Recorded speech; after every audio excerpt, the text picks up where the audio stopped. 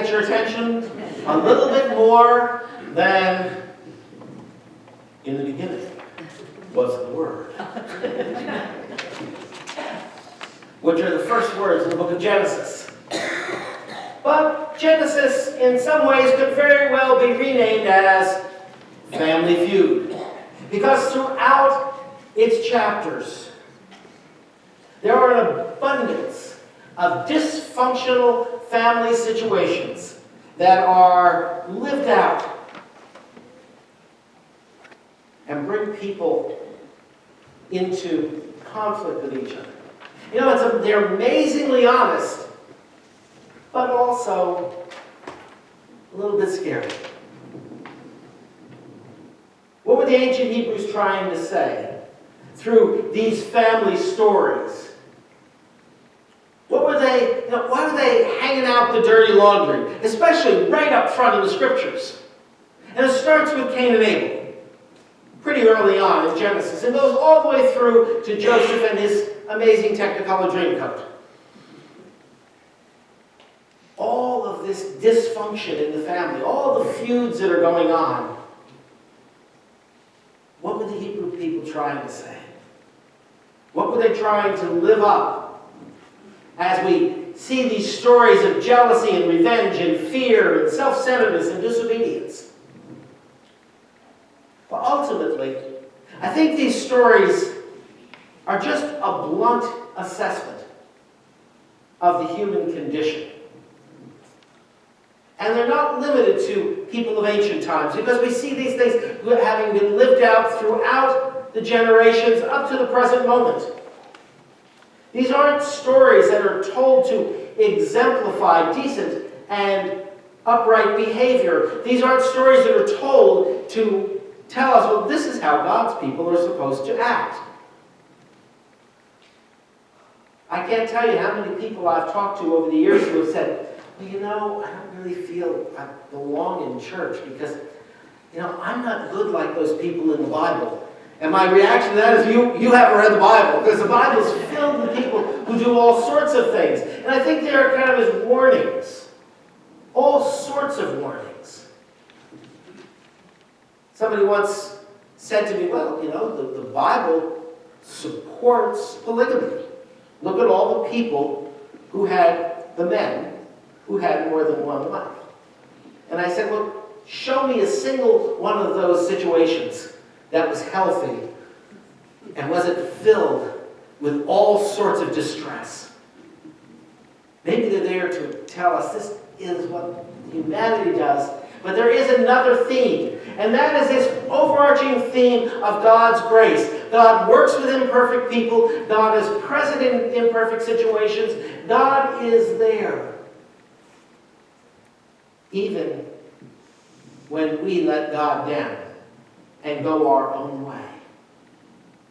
Today is the first in a series of 3 sermons focused on some of these ancient stories. And this first one, as you heard, was the story of Jacob and Esau, the twin sons of Isaac and Rebekah.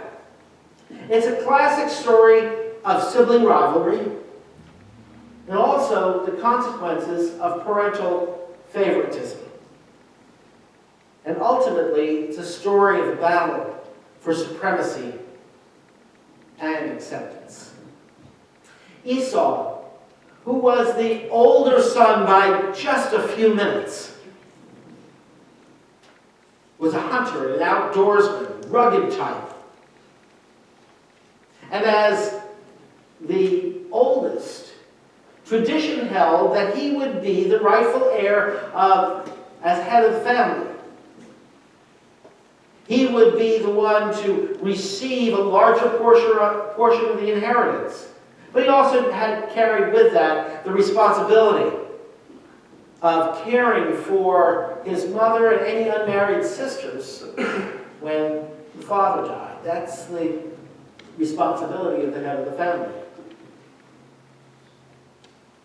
But one day, Esau had been out hunting. He came back, and he was a little bit hungry. He was very hungry. and he tended to be a little bit impulsive. And his brother, who tended to stay closer to home, had been making this stew, and he comes and goes, "Oh, would you give me something to eat?"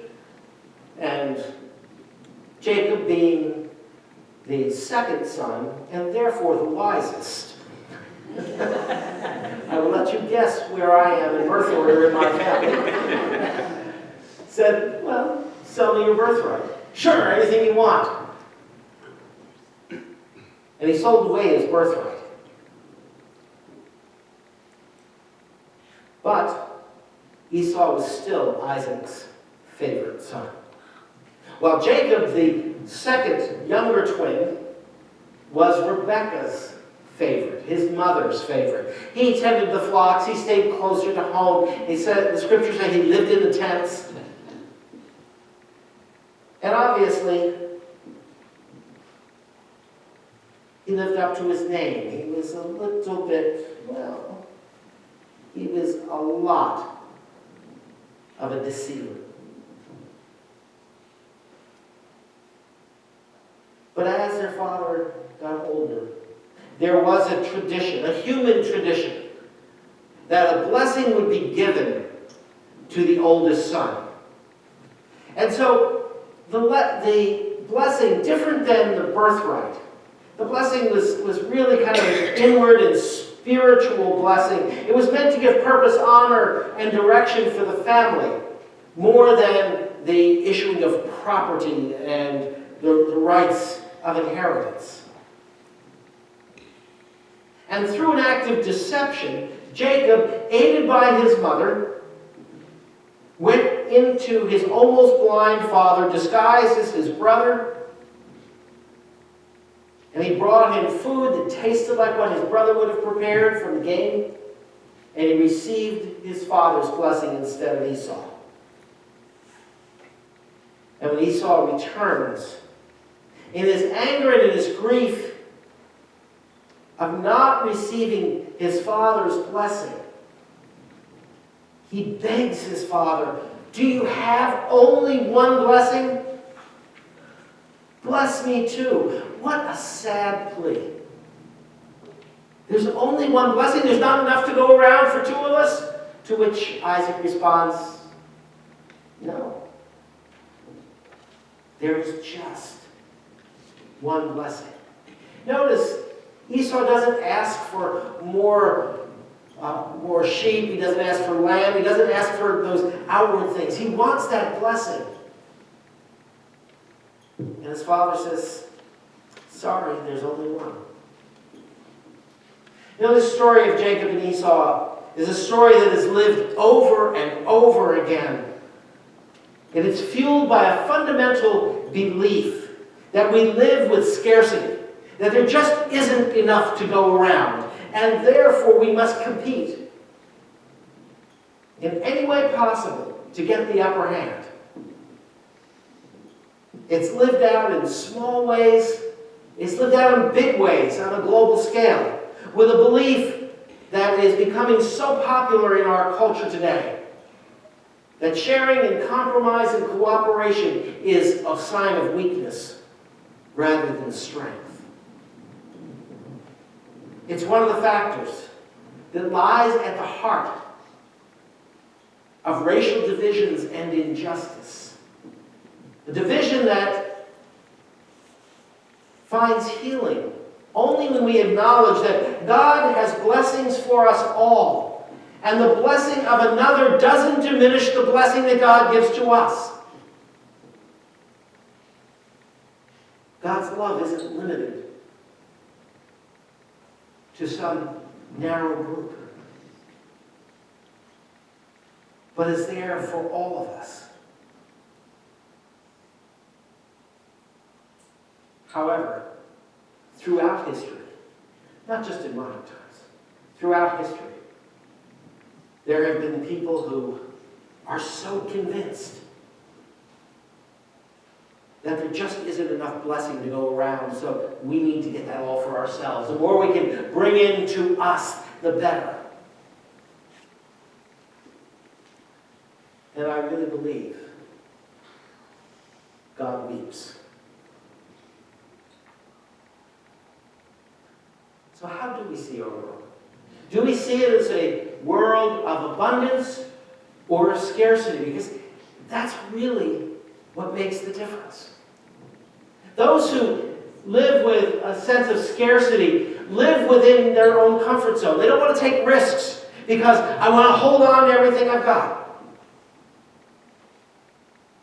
And I don't want to risk losing any of that. But those who live with a mindset of abundance, they see multiple potential pathways ahead. They see that they can take a risk, that God will be with them on the journey. Those who live with a mindset of scarcity believe that our resources are limited, that we can't simply share because maybe I won't have enough. But a mindset of abundance trusts that God will provide everything we need. Not everything we want, but everything we need. Whenever we see statistics, for instance, on world hunger and people who are starving in our world, there is enough food to feed everybody. It's not in the right places. And we live with this sense that if it's on our property, it's ours to keep. Rather than seeing the abundance of what God has given us, it enables us to have that. And that sharing actually can be done. But it's a complicated process. Those who live with a mindset of scarcity are very hesitant to share their ideas and their thoughts because they're afraid that these are going to get stolen by somebody else. While those who live with a sense of abundance are ready and willing to share their thoughts and their dreams and their ideas with others, and they work collaboratively with others because they believe that as they share, somehow maybe their dreams and hopes and ideas will actually be enriched by the ideas and thoughts of others. Those who live with a sense of scarcity want to be solo operators because it keeps everything close there. There's a fear of working as a team. There's a fear that they may not get the credit they deserve. Whereas those who live with a mindset of abundance are willing to work in community. And they're not worried about getting credit. They want to see what happens. The result will be that more and more people will be blessed. Those who live in a mindset of scarcity are very often driven by fear. Fear of loss. Fear of not being recognized. Fear of insignificance. While those who live with a mindset of abundance are driven by faith, trusting that what we may lose, God will still bless us. We have faith in a God who abundantly has given us so much of what we need. Now, fortunately, in the book of Genesis, the story of Jacob and Esau does not end in this place. There is a great divide between Jacob and Esau. And Jacob, in fear for what his brother might do to him, ends up leaving town for about 20 years. And Jacob, whose name actually means deceiver, is deceived several times by the person who will be his father-in-law. He is tricked himself. But eventually he decides it's time to return home. And he returns home with fear. He's still living with that sense of fear. So when he is about a day out, he decides on a plan of action. He finds out that his brother is up ahead. And so Jacob, ever the brave and mighty Jacob, decides that he's going to go in the back of the pack and he's going to send his wives and children up front. And the flocks. All this, put that up there, so if it looks really bad, they'll get it first and he'll be fine. But what he finds is Esau, the man who he had tricked, his brother, who welcomes him with open arms, and the grace of God is extended. Wherever we may find ourselves personally divided from others, and we all have those types of things. Maybe not in the types of family feuds that we see with Jacob and Esau, but whenever there is some sort of division. How sad is it when we let 20 years go by without seeking the reconciliation, the grace that God gives us? How sad is it that we look to bring things towards ourselves rather than have that mindset of looking outward? How sad it is when we forget that in God's realm there are many blessings. Blessings enough for us all. And to wait 20 years or sometimes even 20 days only detracts from the opportunity we have to live an abundant life. Jesus told a parable. It's pretty familiar to most of us about the lost sheep. Shepherd has 100 sheep, one wanders off. So he leaves 99 behind and goes after the one. What terrible economics. Think about that. If you had $100 and all of a sudden you found out you only had 99, would you leave 99 out for anybody to take so you could go find the one? Probably not. That you could actually take with you. It doesn't make economic sense to risk 99 for one. But the message is that there is blessing for all 100. God has enough for all 100, not just 99, or not just 50, or just a certain number. So God has a blessing for all of us. Jesus wasn't trying to be logical with this. Jesus was trying to speak of God's grace and remind us that there's plenty to go around and there's plenty for all of God's sheep in God's pastures.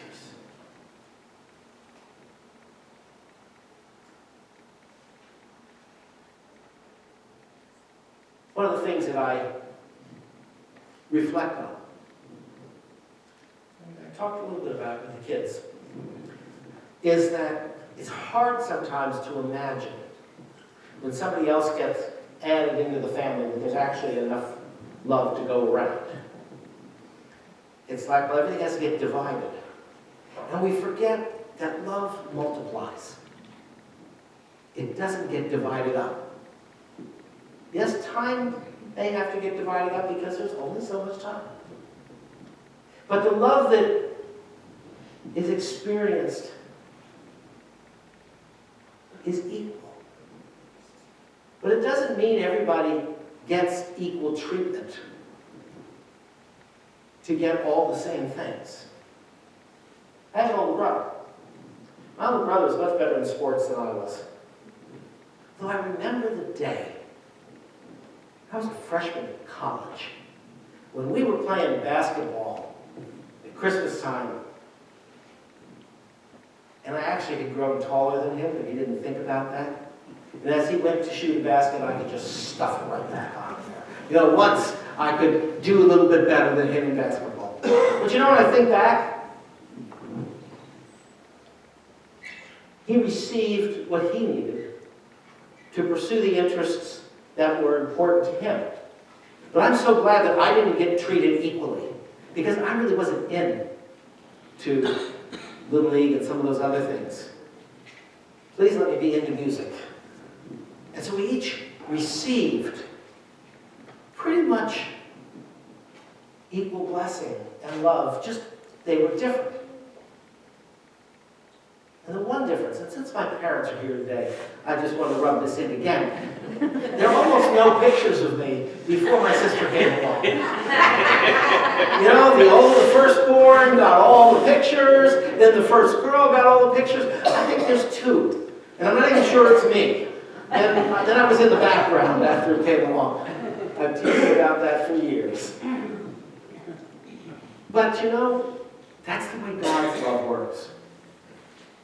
Fred and Jeanette were parishioners of mine in the Branchville Church.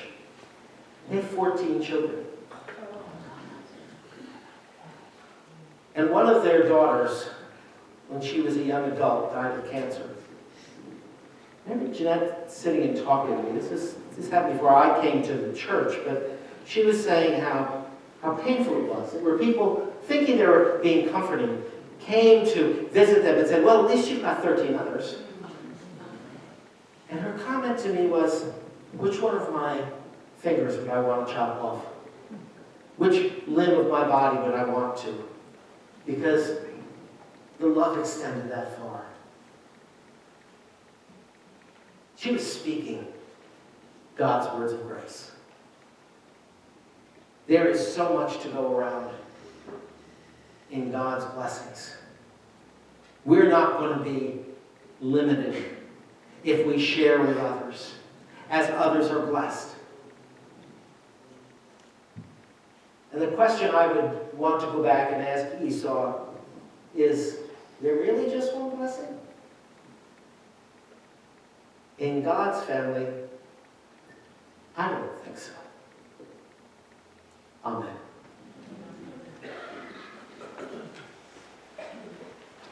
God has blessed us. God has given to us so richly.